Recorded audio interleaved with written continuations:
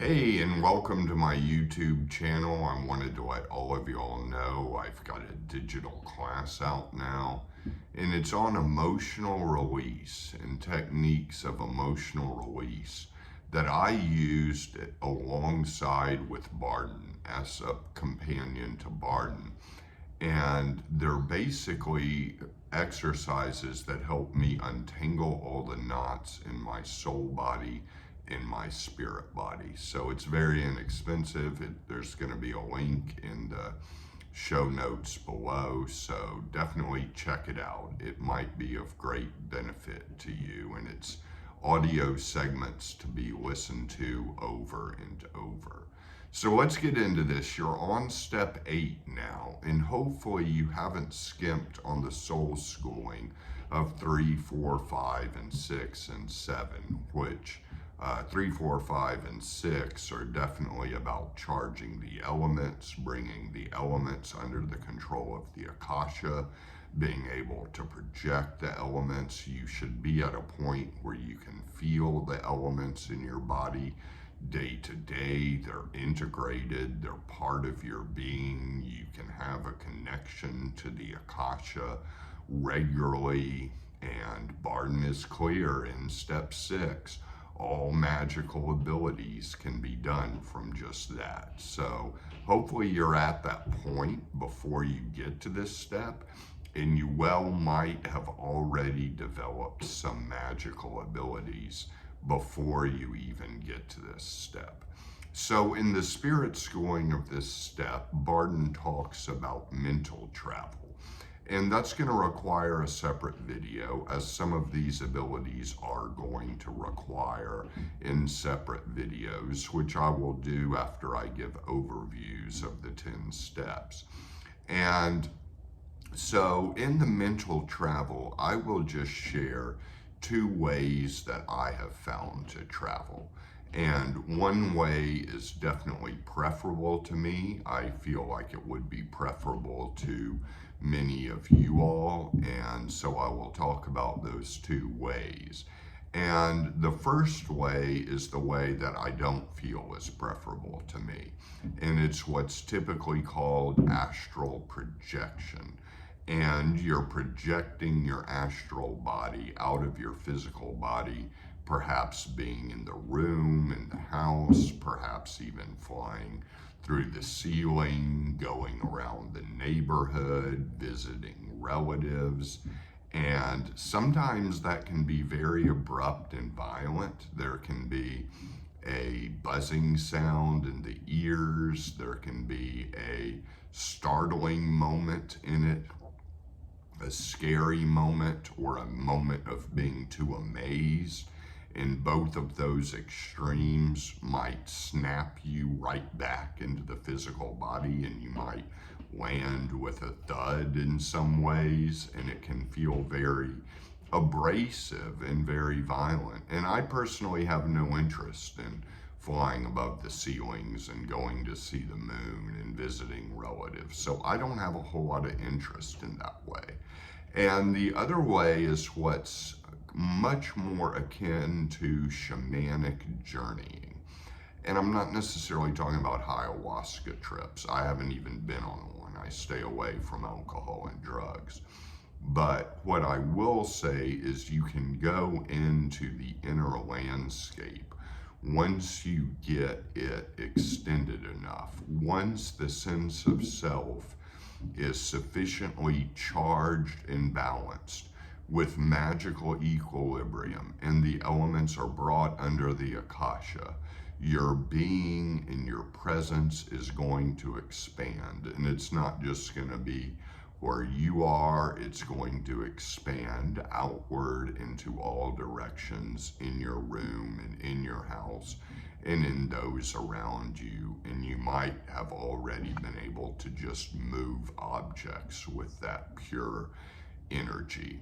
And in that state, one can slip into the inner landscape by simply going inward, and with the intent of going inward and soul traveling, perhaps even with a prayer to the Akasha.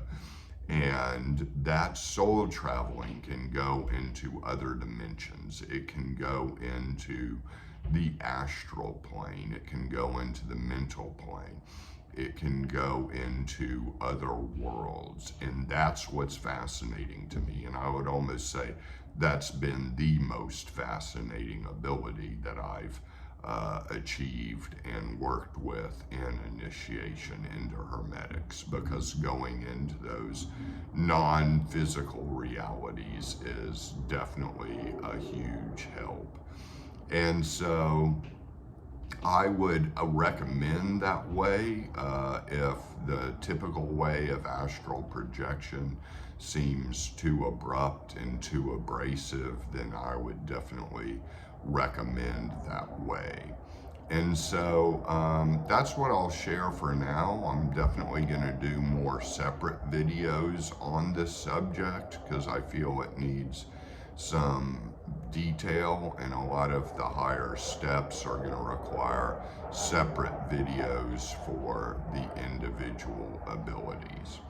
And so as we get into the soul schooling, we get into the great now. And I'm a little bit, I'm almost kind of wondering why Barden didn't include this practice earlier. And I say that because vacancy of mind is an ongoing journey that you started in step 1 and are hopefully continuing with. And part of vacancy of mind, with vacancy of mind, you're in the present moment, you're in the now.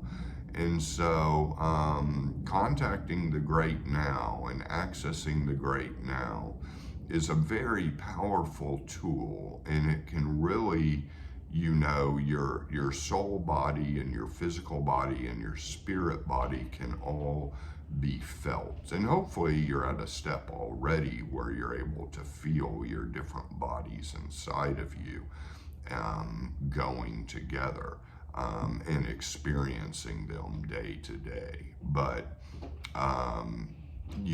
with the great now, which I actually prefer to call the great here now.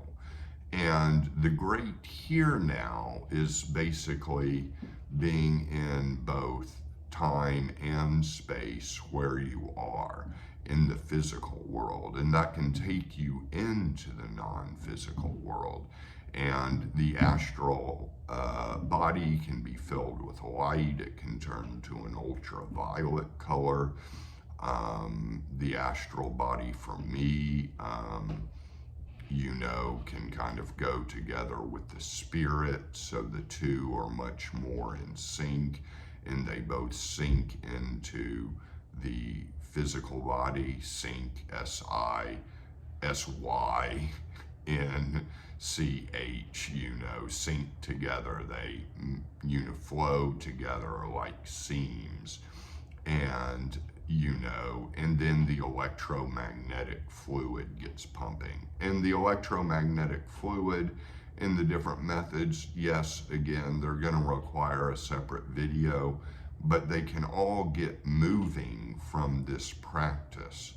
And especially at the stage you're at in this part of the journey, this practice can get the electromagnetic fluid flowing well. It could feel possibly like tingling at first, and then it could feel like this solid silver and this deep relaxed power coming into you, and you could feel very, very powerful and relaxed, both in a very present state with this electromagnetic fluid flowing and ready to go. And magical abilities can be done with simply will and intent at this point. As all of the things, I've said this before, but all of the things like fluid condensers and magic mirrors are simply just tools. They're not necessary. Everything can be done through the Akasha, the elements, and the electromagnetic fluid. So if you can get that going, and hopefully you're there by now, and the great here now helps you. If you want to call it the great now, fine. I think Barden leaves out the here because it's space, and the astral soul body doesn't know space, it just knows time. So, I think that's why he does it, but I like the great here now, because everything's happened in the great here now.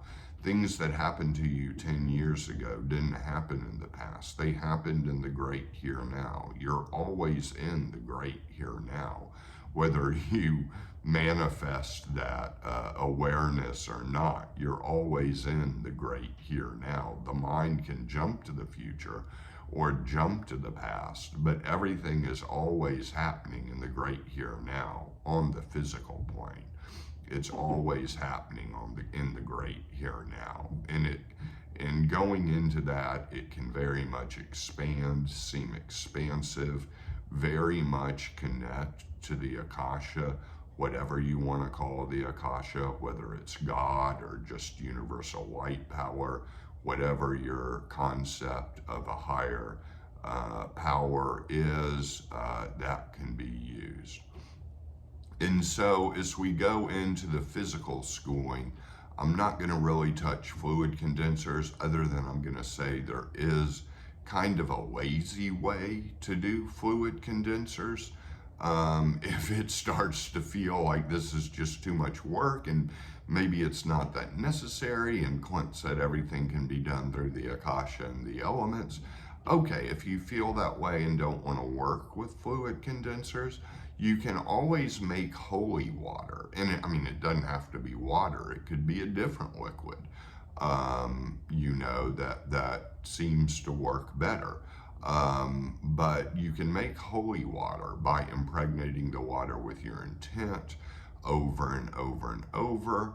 Or the other way to do it is you ask God to bless it. And you go straight to God, straight to the Akasha, and you just ask, in a sort of prayer, ask God to bless it, and it blesses the holy water. And that's what the Catholic Church does. They're basically just praying over holy water, and all that energy put into it gives it a sense of charge. And so you can make your own holy water. You can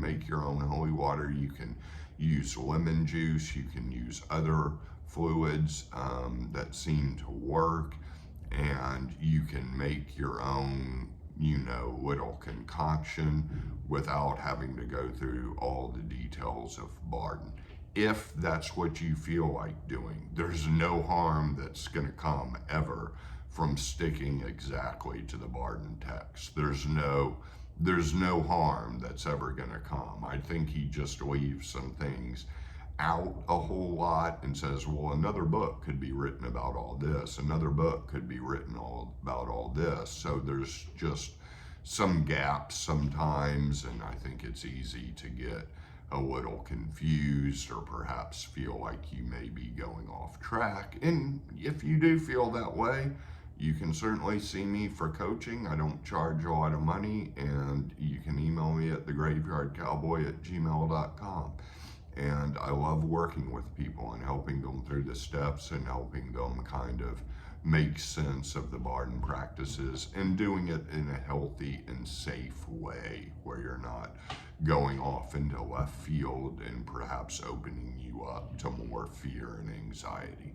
So the other thing I will say is about the magical influence through the elements.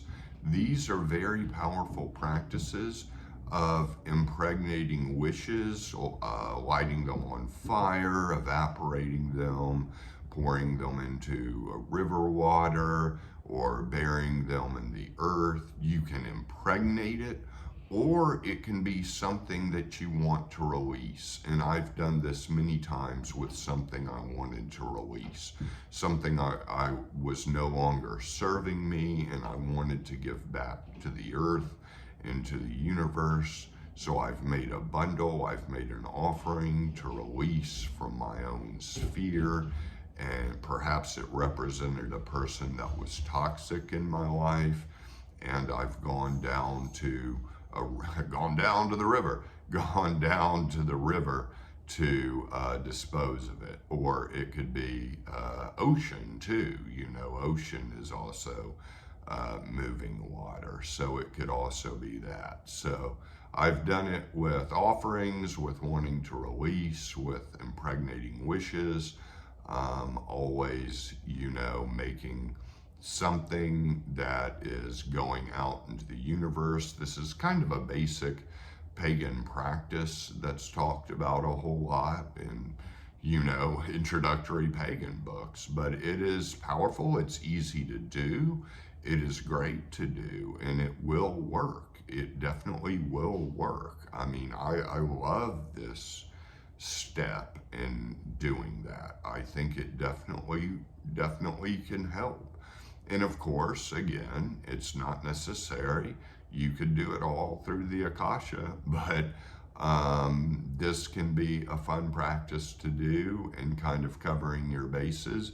To do it on all fronts, do it through the Akasha and do it through this, and put energy into objects. You see my altar behind me. The more energy I put into it, the more the sacred objects get charged. The more the sacred objects get charged, the more the room gets charged with the Akasha. And so attention is what does it. And Barden talks about this with objects and the magical animation of mirrors at holy places and things like that. So, attention is very much it, and visualization. And the visualization of impregnation, if you're a visual person, you can imagine lines of thought going into the impregnated water. You can imagine seeds going into the, water that you're trying to impregnate, or whatever you're trying to impregnate. You can imagine a flow of something maybe you can't even see, and I think you will eventually see it. You can visualize it that way, and that makes manifest. That way it's not just an exercise in the head, it's something substantial in real life. So I'm going to wrap it up from here. After I get through the 10 steps, I'm going to do a whole lot of videos on individual abilities in 7, 8, 9, and 10 because they deserve more attention. Otherwise, I'd be making 1.5 hour long videos, and I don't really feel like doing that. So, sorry if you heard any background noise. There was a military base near here and some airplanes flying in the background. I don't know if you heard it or not, but I apologize for that. So I don't have a soundproof room.